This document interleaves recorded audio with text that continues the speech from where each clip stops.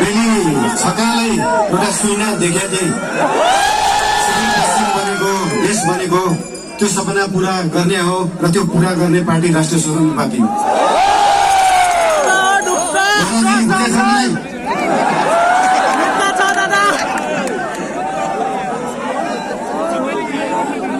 खल्तीमा पैसा नभएको विपन्न गरिबले शिक्षा पाउनु पर्यो, त्यो हो हाम्रो एजेन्डा। खल्तीमा पैसा नभएको विपन्न गरिबले स्वास्थ्य उपचार पाउनु पर्यो, त्यो हो हाम्रो एजेन्डा।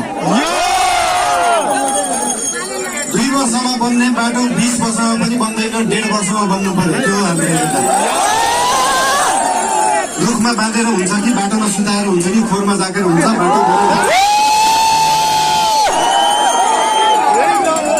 या त बाटो बनाउनलाई यो भेगमा मेरो भोट छैन, यहाँको बाटो किन बनाउने, यो भेगमा मेरो त्यस्तै भन्छन्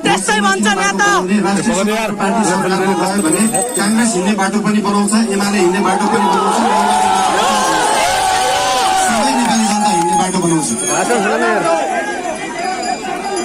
मान्छेले देशलाई स्विजरल्यान्ड बनाउनु पर्छ भन्छन्, स्विजरल्यान्डको बाउ बढी मालिका यही छ, किन बनाउनु पर्छ?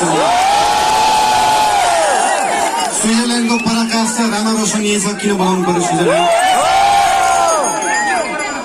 खप्तर नेसनल पार्क यही छ, किन बनाउनु पर्यो स्विजरल्यान्ड? हामी नेपालीहरू माल भएको चाल नपाएको मान्छेहरू पर्यो, अर्को चिज देखाउनै सकेका छैन, सुदूरपश्चिमलाई जोड्नै सकेका छैन। सुदूरपश्चिमको दिन जोडिन्छ जुन दिन सुदूरपश्चिममा एकदम धेरै कलाकारहरू 8 लाख सब्सक्राइबर भएको, 1 मिलियन सब्सक्राइबर भएको, तर त्यो गीत काठमाडौँको चोकचोकमा बस्दैन। जुन दिन सुदूरपश्चिमको गीतहरू काठमाडौँको चोकचोकमा बज्छ अनि बल्ल जोडिन्छ सुदूरपश्चिम काठमाडौँसँग।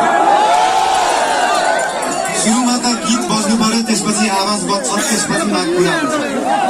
सुन्दा सानो जस्तो लाग्छ, तर त्यो हो राष्ट्रिय स्वतन्त्र पार्टीको एजेन्डा।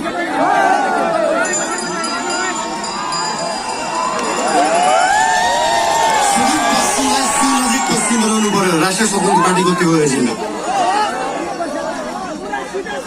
तपाईँहरूलाई आज यहाँ आएर भेट्न पाइयो, धेरै खुसी लागेको छ। म धेरै बोल्ने मान्छे होइन, राष्ट्रिय स्वतन्त्र पार्टी तपाईँहरूसँग यहाँ भोट माग्न आएको होइन, काम माग्न आएको हो, काम दिनुहोस् है।